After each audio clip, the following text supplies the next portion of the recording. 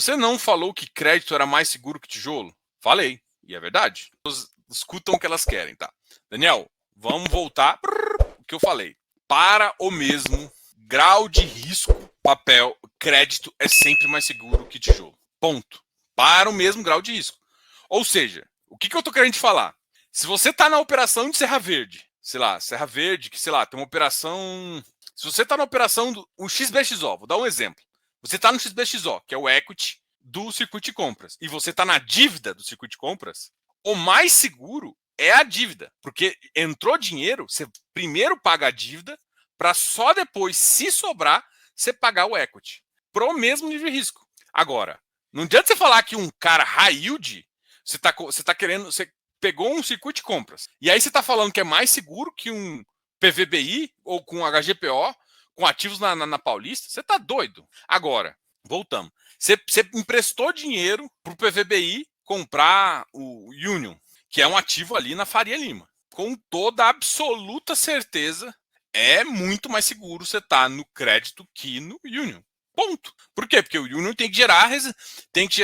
Eu tô falando quando ele ficar pronto, tá? Ele tem que gerar receita, a receita tem que pagar o CRI. Então não tem que fazer vacância. É claro que, cara, o prédio ali é bom, vai ficar muito bom, bonitinho, blá blá blá. Acho que vai tomar tudo com mais 250. Assim, vai fazer, e aí você vai pagar o crédito. Mas se der vacância de 60% num dia pro outro, e isso não vai acontecer, quem toma na cabeça é o cara do tijolo. Então, assim, gente, sempre o crédito vai ser menos arriscado do que o tijolo, do que o equity em geral. Para o mesmo nível de risco, ou seja, para o mesmo nível de operação. Se eu estou falando de um logístico ou de um crédito logístico, o crédito logístico é mais seguro. Agora, você pega um fundo high yield e compara com um tijolo high grade, porra, não dá para falar. Não dá para comparar. Não dá para falar. Então, assim, é verdade. É claro que é verdade que o crédito é sempre mais. Agora, para o mesmo nível, se você não entendeu o que eu falei quando é o mesmo nível, aí tem um problema. Mas o que eu sempre falava, usava exemplo do logístico. Cara, eu prefiro impressão. Assim, o que você prefere, Diogo? Se alugar para o Pão de Açúcar ou, sei lá, alugar, ou seja, ser dono via LVBI via TRX do Grupo Pão de Açúcar, ou ser o cara que emprestou dinheiro para o TRX alancar, para o TRX fazer a alavancagem. Eu, Diogo, prefiro ser o cara do crédito. Assim, claro que não estou falando que não é para ter. Dá para ter TRX também e tal. Por que eu estou falando? Se por acaso o cara quebrou, o GPA parou de pagar, a dívida continua. Então, o TRX vai pegar outro dinheiro ali da mesa, que às vezes de outra operação, e vai te pagar.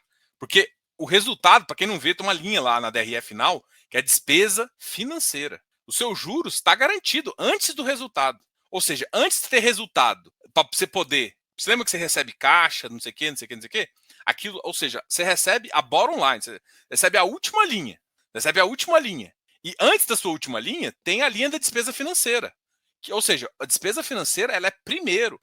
Ela é majorada ao equity. O que você não está entendendo é aonde é. Agora, não dá para você comparar uma dívida com o Grupo Pão de Açúcar. Eu estou falando do equity do Grupo Pão de Açúcar, de ter um cara que empresta, que alugou o galpão deles, alugou o supermercado deles.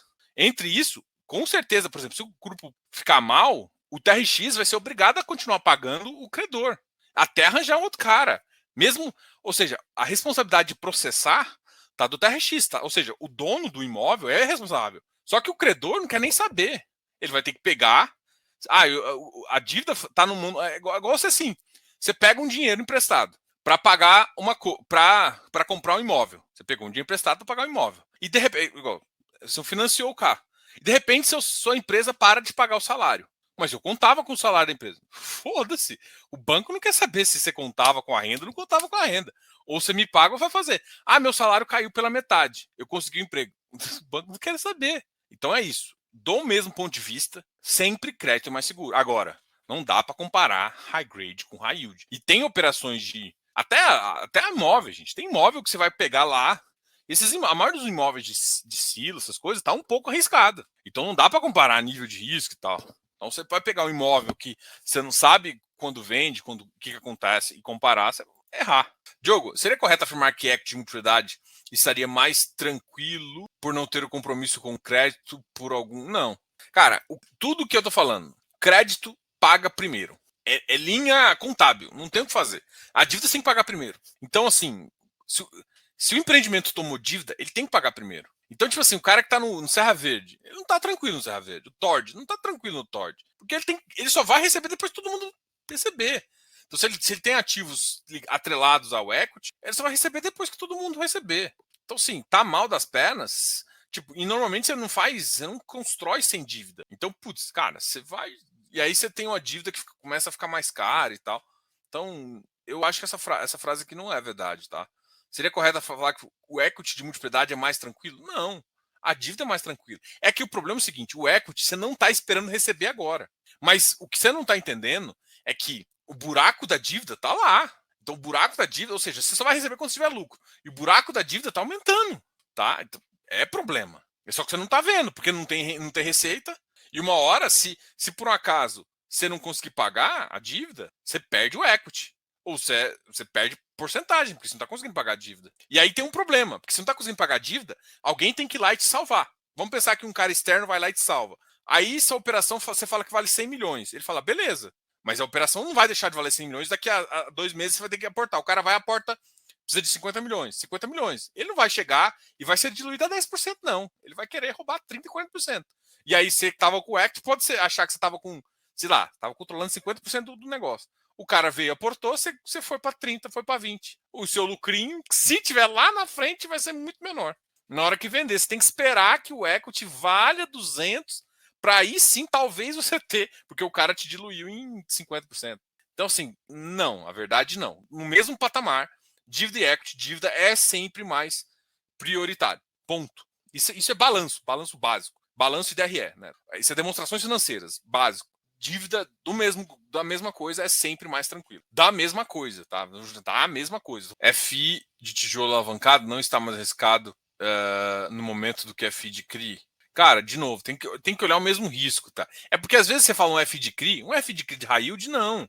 Se você tem que pegar um FI, você teria que comprar um FI que só teria emprestado para tijolo. E aí, dependendo do tijolo, onde você está alavancado, por exemplo, um tijolo alavancado na Faria Lima, tô de boa. Um FI locado lá em, sei lá, Santana do Parnaíba ou ali em Alphaville, cara, tá fudido. Tipo XP Properties.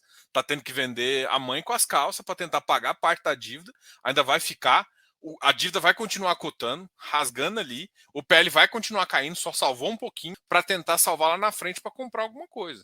É isso. Esse é o cenário. Então, tipo assim, a alavancada é um problema, mas tem que tomar muito cuidado. Porque senão você vai falar assim, qualquer ativo de FII é de CRI o F de tijolo não está mais arriscado. Depende do F de tijolo, depende do alavancado e depende do FII de CRI. Então, cara, não. Você teria que pegar em mesmo níveis, né? É isso que eu tô falando. De empréstimo de mesmo nível. Porque às vezes você pega um FI numa região, tipo lá no Rio de Janeiro, cara, você tá fudido. Tipo o que o BRCR fez. Comprou alavancado um ativo no Rio. Cara, só louco faz isso. Só louco. Biruta. Pra mim.